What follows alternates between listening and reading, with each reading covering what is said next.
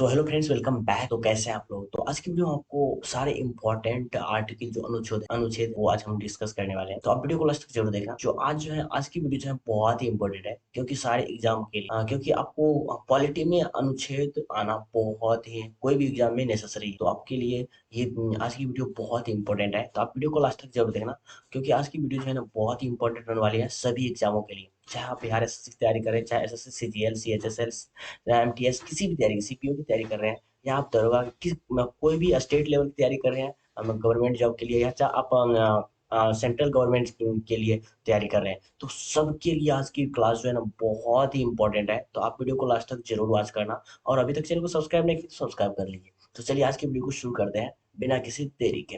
तो सबसे पहले हम बात कर लेंगे जो आज जो है भाग एक में क्या क्या आते हैं। भाग एक में जो है दोस्तों है संघ एवं राज क्षेत्र। संघ एवं राज्य क्षेत्र। तो भाग एक में कितने अनुच्छेद आते हैं? टोटल 3 अनुच्छेद आते हैं। कितने आते हैं? 3। अनुच्छेद एक में क्या है? अनुच्छेद एक में है भारत राज्यों का संघ है। भारत जो है ना, इंडिया स्टेटों का क्या है? यूनिटी है। क्या है? एक यूनिटी है। मतलब ये राज्यों का क्या है? एक यूनिटी है। दूसरा नंबर है अनुच्छेद। अनुच्छेद दूसरा क्या बोलता है?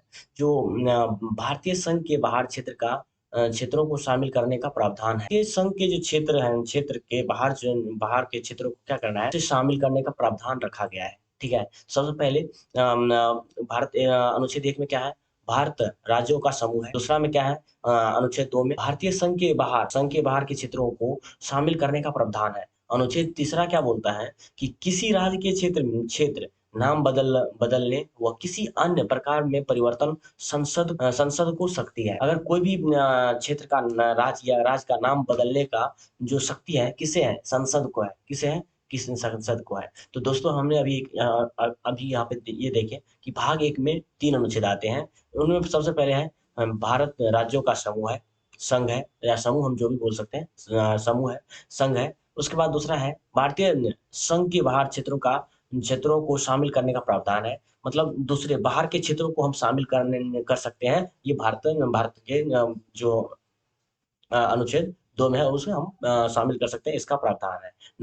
अनुच्छेद तीन में क्या बोलता है? किसी राज्य के क्षेत्रों को नाम बदल कर व किसी अन्य प्रकार के परिवर्तन संसद को शक्ति है। ये परिवर्तन कौन कर सकते हैं? ये संसद ही कर सकते हैं। ठीक है। चलिए भाग अभी 3 देखेंगे। भाग 2 हम बाद में डिस्कस करेंगे। ठीक है। तो अभी हम भाग 3 को डिस्कस करते हैं। मौलिक अधिकार। दोस्तों मौलिक अधिकार अनुच्छेद 12 से लेके 35 तक आता है। जो 12 से लेके 35 तक आता है मौलिक अधिकार। तो मौलिक अधिकार 12 से लेकर 35 तक आता है, जिसमें क्या क्या है इम्पोर्टेंट, हम वही अभी डिस्कस करते हैं। ठीक है। तो चलिए इसमें टोटल कितने हैं? 7। 7 मौलिक अधिकार है, जिसमें आपको हम संपत्ति का अधिकार इसको हटा दिया गया था। अभी 6 ही है वर्तमान में। जो पहले था ये इसमें 7 था टोटल, लेकिन अभी इसको 6 को हटा दिया गया है। तो अभी हमको केवल 6 ही पढ़ना है। 6 ही पढ़ना है। अभी सब ये छठा वाला को हटा दिया गया। ठीक है।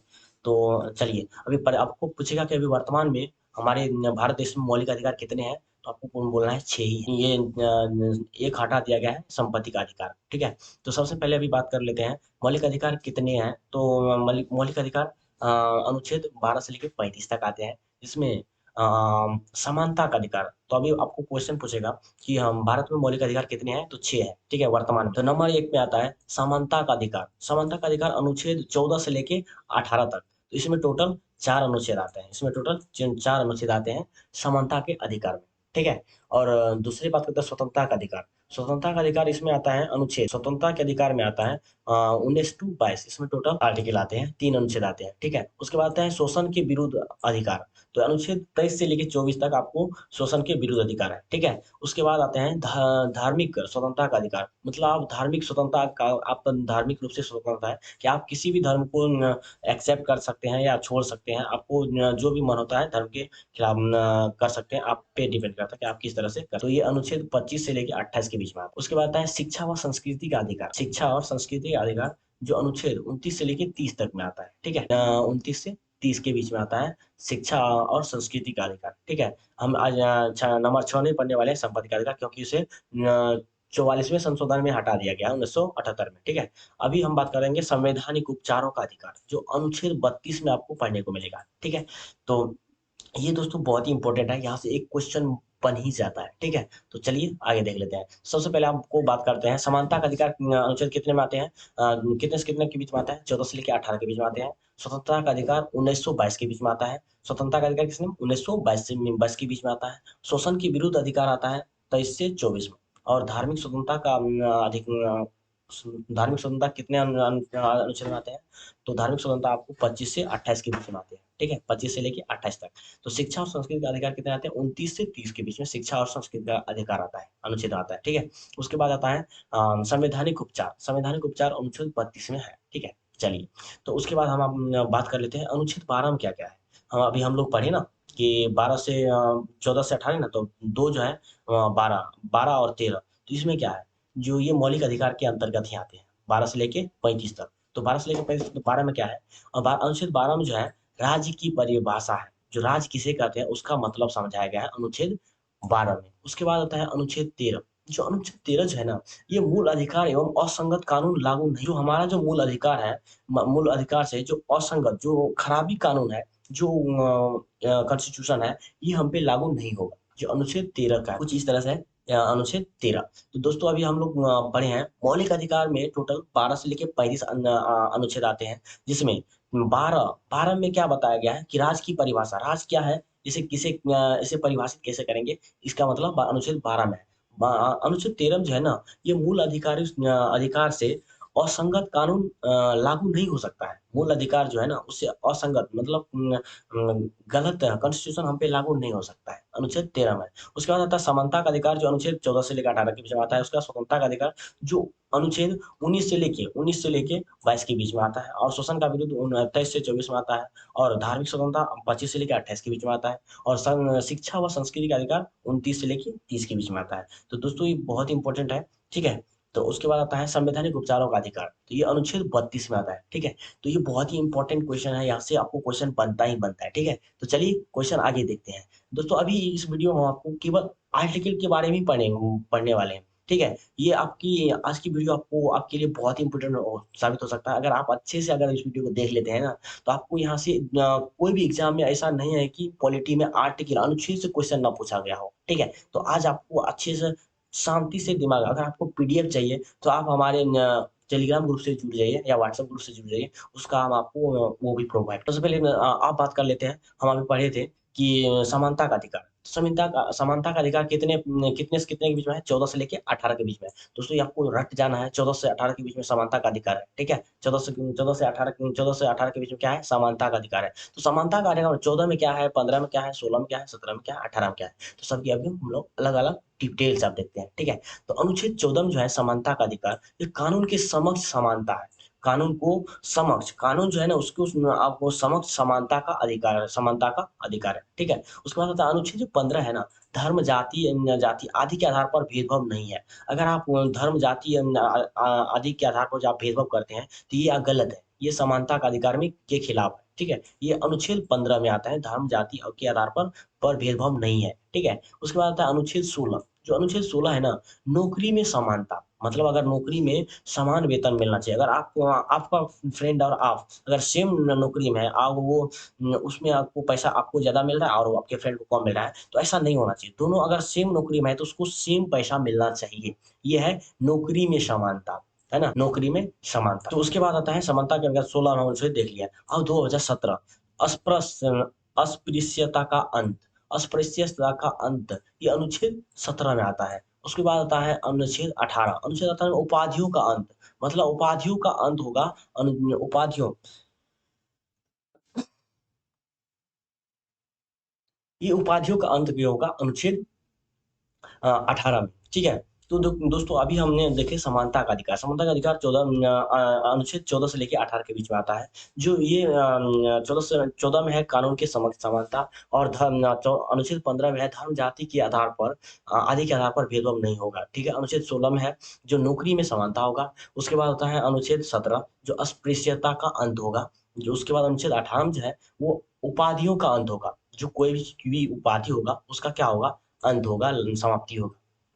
तो दोस्तों हमने अभी हम पढ़े समानता का अधिकार। सबसे पहले हमने पढ़े जो टोटल मौलिक अधिकार कितने हैं। अभी हम अगर हम वर्तमान में पूछे तो वर्तमान में 6 ही है। ठीक है, वर्तमान में 6 ही है समानता का अधिकार। यहाँ पे देखिए समानता का अधिकार, स्वतंत्रता का अधिकार, शोषण के विरुद्ध अधिकार, धार्मिक स्वतंत्रता, शिक्षा व संस्कृति का अधिकार और उसके बाद संवैधानिक उपचार। तो यहाँ पे अभी हम लोग ने पढ़ लिए समानता का अधिकार। अभी हम लोगों ने क्या पढ़ लिए? समानता का अधिकार पढ़ लिए, जिसमें अनुच्छेद 14 से लेकर 18 के बीच में आते हैं। 14 में है कानून के समक्ष समानता, और 15 में है धर्म जाति के आधार पर भेदभाव नहीं होगा। उसके बाद अनुच्छेद 16 में है नौकरी में समानता, और अनुच्छेद 17 में है अस्पृश्यता का अंत, और अनुच्छेद 18 में जो है उपाधियों का अंत। ठीक है, चलिए अब अगला बात कर लेते हैं, स्वतंत्रता का अधिकार का मतलब क्या होता है? स्वतंत्रता दोस्तों फ्रीडम। हर इंसान को अपने जीवन में फ्रीडम चाहिए, स्वतंत्रता चाहिए, जो हम अच्छे से जिए। हमारे उसी तरह से एक राष्ट्र में अगर आप जिस देश में रह रहे हैं, उसमें आपको स्वतंत्रता जीने का अधिकार होना चाहिए, जबकि पहले ऐसा नहीं था। ठीक है, तो चलिए हम बात कर लेते हैं स्वतंत्रता का अधिकार में क्या है। स्वतंत्रता का अधिकार अधिकार आता है 1900 लेके यहाँ पे देखते हैं हम 22 तक, 1922 तक। ठीक है, तो 1922 तक के बीच में आपको स्वतंत्रता का अधिकार दिया है। तो अनुच्छेद 19 में क्या क्या आते हैं ये देखते हैं। तो अनुच्छेद 19 में आप देखिए, अभिव्यक्ति की आजादी, मतलब व्यक्ति बोलने की आजादी है, मतलब एक जगह इकट्ठा होने की स्वतंत्रता है, सभा व समूह बनाने की स्वतंत्रता है, घूमने की आजादी है, भारत में निवास, मतलब आप भारत के निवासी में निवास है तो कहीं भी जाके घर वर बना सकते हैं। आजीविका का अधिकार है, आपको जीने का पूरा अधिकार। अगर आपको कहीं दुकान बनाना है, कोई भी चीज अगर शॉप खोलना है, तो आप किसी भारत के किसी भी कोने में जाके आराम से खोल सकते हैं। ठीक है, इसमें ये किस में आते हैं? अनुच्छेद 19 में आते हैं, जो अभिव्यक्ति की आजादी। आर्टिकल 19 में क्या आते हैं? अभिव्यक्ति का अधिकार, मतलब बोलने की अधिकार। जो इसी में स्वतंत्रता का अधिकार में इसी में जो है प्रेस, मतलब मीडिया को, जो न्यूज प्रेस वाले को क्या किया? बोलने का अधिकार दिया, स्वतंत्रता दिया। ठीक है, भारत में निवास हो। ठीक है, तो आपको अनुच्छेद 19 में क्या आया? जो बोलने की स्वतंत्रता, अभिव्यक्ति की आजादी। ठीक है, आजादी। और अब देखते हैं, बात करते हैं अनुच्छेद 20, जो अपराध दोष सीधे के संबंध में संरक्षण। अपराध जो होता है ना, दोष, वो सीधी के संबंध में संरक्षण होना चाहिए, आपको संरक्षण देना चाहिए। अनुच्छेद आपको अनुच्छेद 20 में। ठीक है, आपको 20 में दिया गया है। ठीक है, अब बात कर लेते हैं अनुच्छेद 21। अनुच्छेद 21 में क्या है? जो आपको अनुच्छेद 21 में जीवन का अधिकार है, जीवन का अधिकार है। ठीक है, अनुच्छेद 21 में क्या है? जीवन का अधिकार। ठीक है, ये अनुच्छेद 21 है, जो आपको जीवन जीने का अधिकार है, जीवन जीने का अधिकार है। तो अनुच्छेद इसमें 21 में दिया गया है कि 6 से लेके 14 वर्ष बच्चों को निःशुल्क निःशुल्क शिक्षा दिया जाएगा। ठीक है, निःशुल्क शिक्षा दिया जाएगा। उसके बाद है 21 ए, जो आर्टिकल अनुच्छेद 21 ए जो है, ये अधिकार दिया है कि 78वें संशोधन 2002 में हुआ था। जो इसके में क्या है कि अनुच्छेद 22 में गिरफ्तारी गिरफ्तारी के संबंध में संरक्षण। अगर आपको कोई पुलिस वाला गिरफ्तार करता है तो आपको संरक्षण में रखेगा। ठीक है, संरक्षण देगा। ठीक है, तो ये अनुच्छेद 22 में। तो अभी हम लोग पढ़े कि स्वतंत्रता का अधिकार में हम लोग पढ़े 19 से लेकर 22 तक, जिसमें 19 में दिया है अभिव्यक्ति की आजादी, और 19 में 20 में दिया है कि अपराध दोष सिद्ध के संरक्षण में, और संरक्षण देगा, संबंध में क्या देगा? संरक्षण देगा। और 21 में हम लोग पढ़े जीवन का अधिकार, और 22 में हम लोग पढ़े गिरफ्तारी के संबंध में संरक्षण। तो 21 बहुत इंपॉर्टेंट है दोस्तों। अगर 21, ये एसएससी सीजीएल के बारे में 2023 में क्वेश्चन पूछा था कि 2000 6 से 14 वर्ष के बच्चों को निःशुल्क शिक्षा अनुच्छेद कितने में आते हैं? तो अनुच्छेद 21 में आते हैं, 21 ए में। ठीक है, 21 ए में।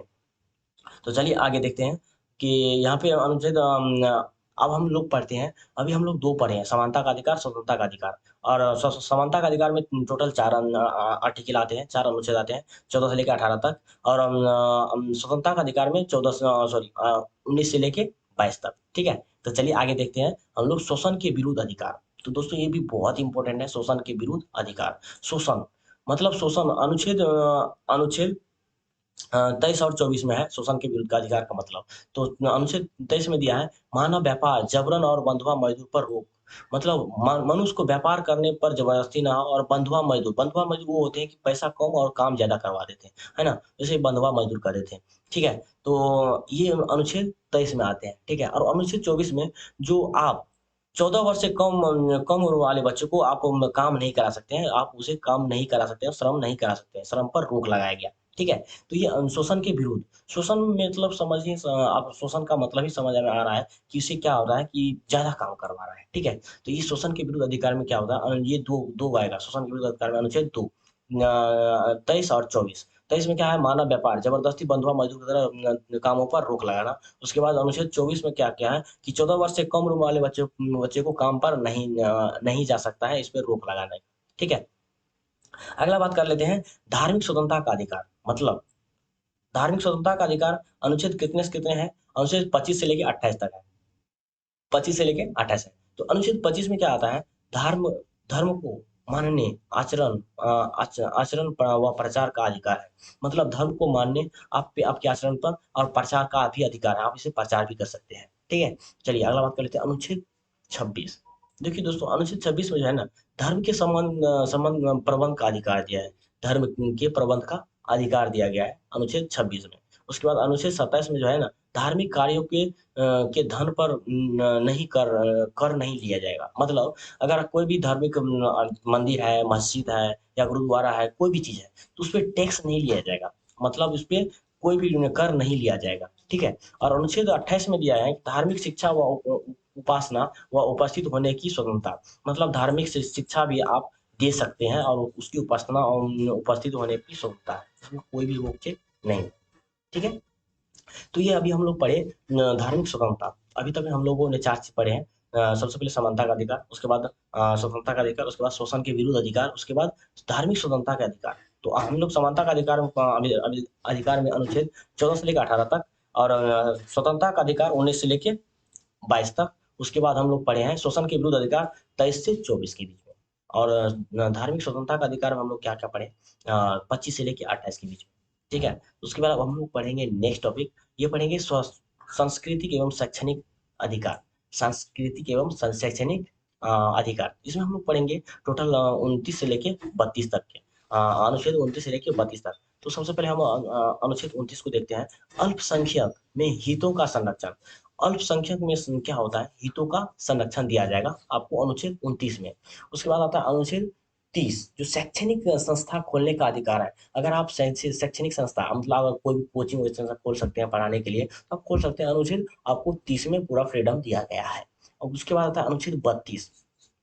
अनुच्छेद 32 में आपको दिया गया कि मूल अधिकारों के संरक्षण के लिए सुप्रीम कोर्ट के द्वारा रीट जारी संवैधानिक उपचारों का अधिकार होगा। देखिए, अगर आप अनुच्छेद 32 में है, तो मूल अधिकारों के लिए संरक्षण के लिए सुप्रीम कोर्ट के द्वारा एक आपको रीट जारी किया जाएगा। ठीक है, जो उसके संवैधानिक उपचार का अधिकार के लिए। ठीक है, उसके बाद है अभी हम लोग संस्कृति के संरक्षण में शैक्षणिक अधिकार में हम लोग क्या अनुच्छेद 30 पढ़े, 29 पढ़े, 30 पढ़े और 32 पढ़े। ठीक है, चलिए हम लोग आगे बात कर लेते हैं जो भाग पार्ट में।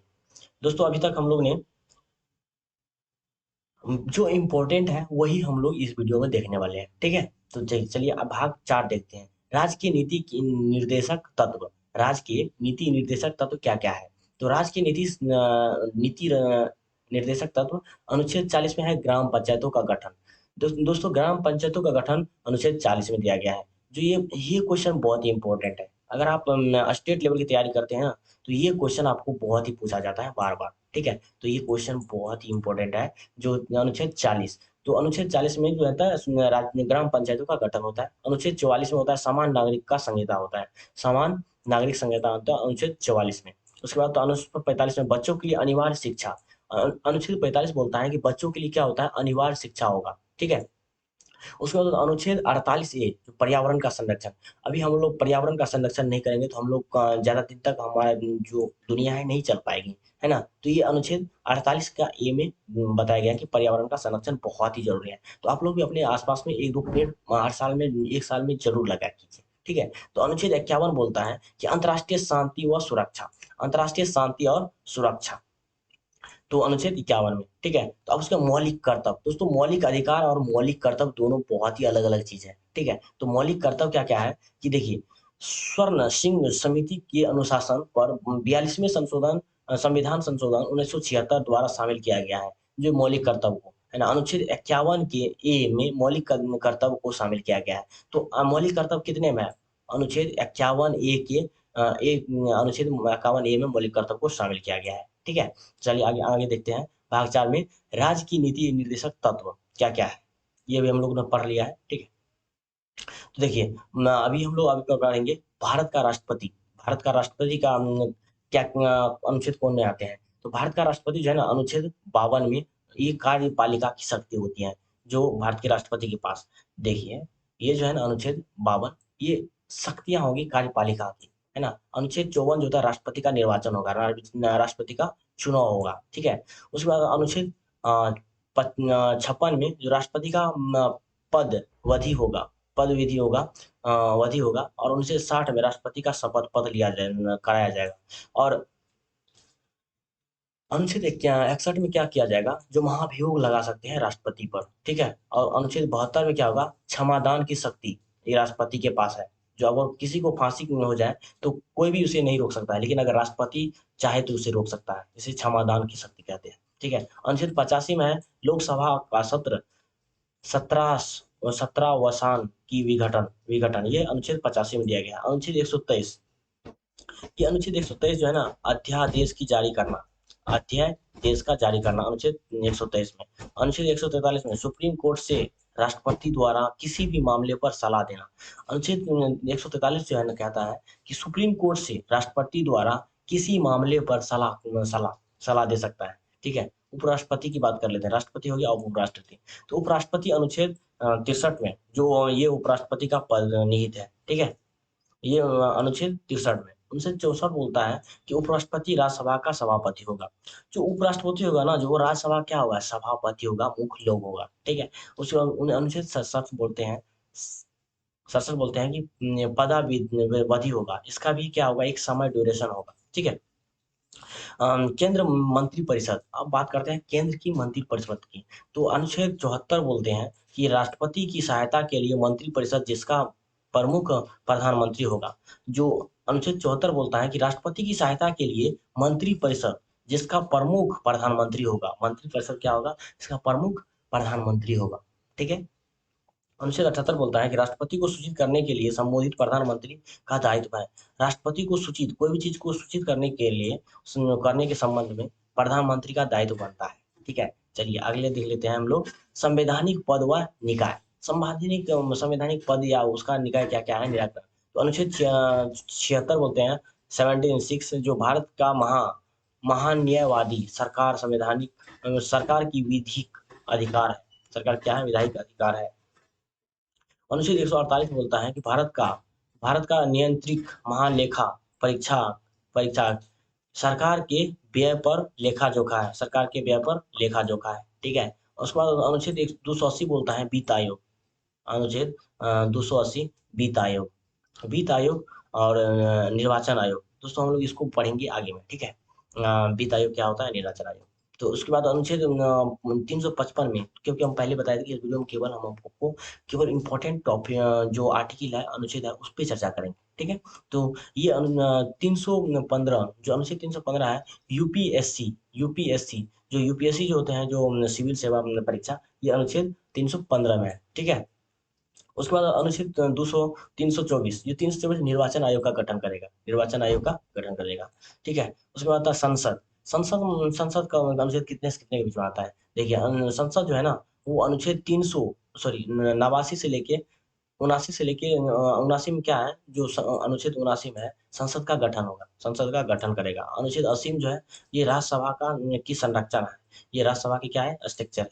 अनुच्छेद 81 बोलता है कि लोकसभा की संरचना, जो लोकसभा की संरचना कितने में है, संसद 81 में, अनुच्छेद 81 में। और अनुच्छेद 89 राज्यसभा की सभापति है, जो अनुच्छेद है ना, राज्यसभा की क्या है, ये सभापति है। अनुच्छेद 93 बोलता है कि लोकसभा का अध्यक्ष है, लोकसभा का क्या है, ये अध्यक्ष है, ठीक है। अनुच्छेद 100 बोलते हैं ये विधायकी पर बराबरी की स्थिति में निर्णायक मत देने का अधिकार है, ये मतलब वोट डालने का अधिकार है। अनुच्छेद 105 बोलता है संसद की विशेष शक्ति है, संसद के पास जो है ना, वो विशेष प्रकार की शक्ति है, अनुच्छेद 105 बताती है। अनुच्छेद 108 बताती है कि संयुक्त अधिवेशन होना चाहिए, संयुक्त अधिवेशन होना चाहिए। अनुच्छेद 110 बताती है कि धन विधायिका लोकसभा अध्यक्ष द्वारा विधायक पर क्या होगा, निर्णय लेगा, ठीक है। अनुच्छेद 112 बताती है कि वार्षिक वित्त विवरण होना चाहिए, वार्षिक जो है ना, इसका वित्त क्या होना चाहिए, विवरण होना चाहिए। अनुच्छेद 117 बोलते हैं वित्त विधायक, ठीक है। चलिए हम लोग बोलते हैं सर्वोच्च न्यायालय के बारे में। सर्वोच्च न्यायालय के अनुच्छेद का दूसरे कितने में आते हैं, तो अनुच्छेद 124 से लेकर सुप्रीम कोर्ट का गठन करेगा। अनुच्छेद जो है ना, 124 में सुप्रीम कोर्ट का क्या करेगा, गठन करेगा, ठीक है। और अनुच्छेद 131 क्या करेगा, मूल अधिकार क्षेत्र का गठन करेगा, ठीक है। और अनुच्छेद 137 कानून की न्यायिक न्यायिक समीक्षा देगा, ठीक है। राज्यपाल राज्यपाल कितने आर्टिकल अनुच्छेद के अंतर्गत होते हैं, तो अनुच्छेद 152 में इसका परिभाषा देगा। परिभाषित किया गया है कि राज्यपाल क्या होता है। अनुच्छेद 153 में राज्यों के लिए एक राज्यपाल होगा। सभी राज्यों के लिए, भारत में सभी राज्यों के लिए क्या होगा, एक राज्यपाल होगा। और अनुच्छेद 154 में दिया गया है कि राज्यपाल की शक्ति क्या क्या होगी। और अनुच्छेद 155 में दिया गया है कि राज्यपाल की नियुक्ति कैसे होगी। और अनुच्छेद 161 में दिया गया है कि क्षमादान क्षमादान इसका क्या क्या हो सकता है। चलिए अगला देखते हैं। राज्य मंत्रिपरिषद राज्य मंत्रिपरिषद क्या क्या है, तो अनुच्छेद 163 में मंत्रिपरिषद है। अनुच्छेद 164 में जो मुख्यमंत्री का नियुक्ति है, जो मुख्यमंत्री का किसी भी राज्य की मुख्यमंत्री का नियुक्ति किसके अंतर्गत होता है, 164 के अनुच्छेद 164 के अंतर्गत, ठीक है। अगला देखते हैं अनुच्छेद 165, जो महाधिवक्ता राज्य सरकार का वकील। हर राज्य में राज्य सरकार का एक वकील होगा। राज्य सरकार का वकील होगा, ठीक है। राज्य विधानमंडल, ये अनुच्छेद 168 से ये विधानमंडल का क्या होगा, विधानमंडल। अनुच्छेद 169 में क्या होगा, विधान परिषद का गठन व समाप्ति होगा, ठीक है। उसके बाद उच्च न्यायालय, देखो दोस्तों उच्च न्यायालय क्या है, ये उच्च न्यायालय, ये हाई कोर्ट। हाई कोर्ट के बारे में क्या बताता है कि 214 में जो है ना, हाई कोर्ट का गठन किया गया है। 214 में हाई कोर्ट का गठन होगा, ठीक है। दोस्तों आपको पता है कि हमारे भारत देश में हाई कोर्ट कितने हैं, टोटल 25 है। कितने हैं, 25 है। भारत में टोटल हाई कोर्ट कितने हैं, 25 है, ठीक है। और अनुच्छेद 226 जो है ना, मूल अधिकारों के संरक्षण के लिए रीट जारी करेगा। मूल अधिकार के संरक्षण के लिए रीट जारी करेगा अनुच्छेद 226 के तहत, ठीक है। केंद्र व राज्य संबंध, केंद्र व राज्य संबंध क्या है, तो देखिए अनुच्छेद 249 बताता है कि राज्य सूची पर संसद द्वारा कानून बनाने का प्रावधान रखा गया है, ठीक है। उसके बाद अनुच्छेद 262 बोलता है कि नदी और जल विवाद को कौन सुलझाएगा। अनुच्छेद किसमें सुलझाया गया, बताया गया है कि 262 में। और अनुच्छेद 263 में है कि अंतर्राज्यीय परिषद के बारे में अनुच्छेद 263 में बताया गया है। कि अनुच्छेद 266 में क्या गया है, संचित निधि संचित निधि जो है उसके बारे में बताया गया, यहाँ पे बताया गया। अनुच्छेद 267 ये आपातकालीन निधि है, ये 267 में, ठीक है। लोकसभा व राज्यसभा के आरक्षण, दोस्तों आरक्षण हमारे किसी भी राज्य में चाहे वो कोई भी हो, वहाँ पे आपको 1/3% ही आपको आरक्षण मिलता है। लेकिन हमारे बिहार में अब खास तरह से बिहार में आपको देखने को मिलेगा कि खास तरह से आरक्षण है। महिलाओं के लिए 50%, SC ST के लिए पॉपुलेशन के अनुसार तो मतलब जनसंख्या के आधार पर 50% की आरक्षण दिया जाता है। तो चलिए देखते हैं यहाँ पे आपको लोकसभा व राज्यसभा के में आरक्षण क्या क्या है, यहाँ पे देखते हैं। तो अनुच्छेद 330 में लोकसभा में SC ST के लिए आरक्षण है, प्रावधान है। अनुच्छेद 332 में राज्य विधानमंडल में SC ST के लिए आरक्षण है। अनुच्छेद 335 में सेवा व पद में मतलब वो अगर नौकरी भी करना चाहते तब पर भी उसको SC ST के लिए आरक्षण है। उसके अनुच्छेद 338 और 338A में SC आयोग और ST आयोग के लिए भी आरक्षण है। अनुच्छेद 338B में पिछड़ा वर्ग, मतलब पिछड़ा वर्ग के लिए 103वां संशोधन 2018 में जो हुआ था, 103वां संशोधन, इसमें भी आरक्षण का दिया गया है पिछड़ा वर्ग के लिए। अनुच्छेद 343 जो भारत की राजभाषा व लिपि है, भारत की राजभाषा राजभाषा व लिपि है। जो भारत में जो राजभाषा होगा वो उसका अलग अलग लिपि है, ठीक है। तो अनुच्छेद 243A से O जो ग्राम पंचायत के बारे में बताता है, ए से लेके ओ तक, 243A से ओ तक क्या होता है, ग्राम पंचायत को परिभाषित करते हैं क्या क्या होता है। उसके बाद आता है आपातकालीन प्रावधान। दोस्तों आपातकालीन प्रावधान ये क्वेश्चन बहुत ही इंपॉर्टेंट है, यहाँ से पूछा जाएगा कि राष्ट्रीय आपातकाल जो अनुच्छेद 352 में दिया बताया गया है, और अनुच्छेद 356 में जो राष्ट्रपति शासन संवैधानिक तंत्र विफल होने पर है ना, जो 356 में जो राष्ट्रपति शासन का जो है ना, राष्ट्रपति शासन संवैधानिक तंत्र विफल होने पर ये होता है आपातकाल की अवधि में, स्थिति में। तो अनुच्छेद 360 बताते हैं कि वित्तीय आपातकाल भी होता है जो राष्ट्रपति के साथ। अनुच्छेद 368 जो संवैधानिक संशोधन होता है, 368 में होता है, ठीक है। तो दोस्तों अभी अगर आप लोग को ये सारा PDF चाहिए तो आप हमारे टेलीग्राम ग्रुप या व्हाट्सएप ग्रुप से ज्वाइन हो सकते हैं। हम आपको इसका लिंक नीचे डिस्क्रिप्शन बॉक्स में दे देंगे। दोस्तों बहुत ही इंपॉर्टेंट है सारे एग्जाम व्यू के पॉइंट से। और अगर यहाँ से अगर आप यहाँ पे आपको पता चल गया होगा कि यहाँ पे हम सारे जो इस वीडियो में बात किए हैं केवल इम्पोर्टेंट आर्टिकल पर ही बात किए हैं, इम्पोर्टेंट अनुच्छेद पर ही बात किया है। तो आप लोग अगर अभी तक वीडियो को बने हैं तो आप लोग बहुत ही अच्छी बात है। और अभी तक लाइक नहीं किया तो लाइक कर दीजिए और चैनल को सब्सक्राइब कर लीजिए ताकि आपको सारे वीडियो के रिलेटेड अपडेट मिलते रहेगा। ठीक है, तो चलिए मिलते हैं नेक्स्ट वीडियो में। दोस्तों अभी आज से जो है आज 5 तारीख हो गया, 5 तारीख 10वां महीना। तो आज से जो है ना अक्टूबर शुरू हो गया, 5 अक्टूबर है। तो आज से जो है आपको बिहार दरोगा का जो वैकेंसी निकली है 1275 उस पे जो है आवेदन करना शुरू हो गया। तो आप लोग जो इम्पोर्टेंट डॉक्यूमेंट है वो सब आपको बनवा लेना है और आप जरूर भरिएगा बिहार दरोगा। दोस्तों अगर आपसे अभी से न भरिएगा तो आपको ट्रैक कैसे मिलेगा, अंदाज मिलेगा कैसे मिलेगा आप कितने पानी में। ठीक है, और यहाँ से आपको क्वेश्चन 1 2 3 बन ही जाता है संविधान से, क्योंकि पॉलिटिक्स से क्वेश्चन ना बने और अनुच्छेद से क्वेश्चन ना पूछा जाए ऐसा हो ही नहीं, कोई एग्जाम में ऐसा हो ही नहीं कि पॉलिटिक्स से क्वेश्चन ना बने। तो ये बहुत ही इंपॉर्टेंट टॉपिक है। आप वैसे 2 3 बार जरूर देखिएगा, आपको समझ में नहीं आया एक बार तो 2 3 बार देखिएगा। ठीक है, बहुत अच्छे से समझ के आप पीडीएफ डाउनलोड करके तब उसे भी पढ़ सकते हैं। ठीक है, तो चलिए मिलते हैं नेक्स्ट वीडियो में, तब तक के लिए bye bye, thanks for video all of you.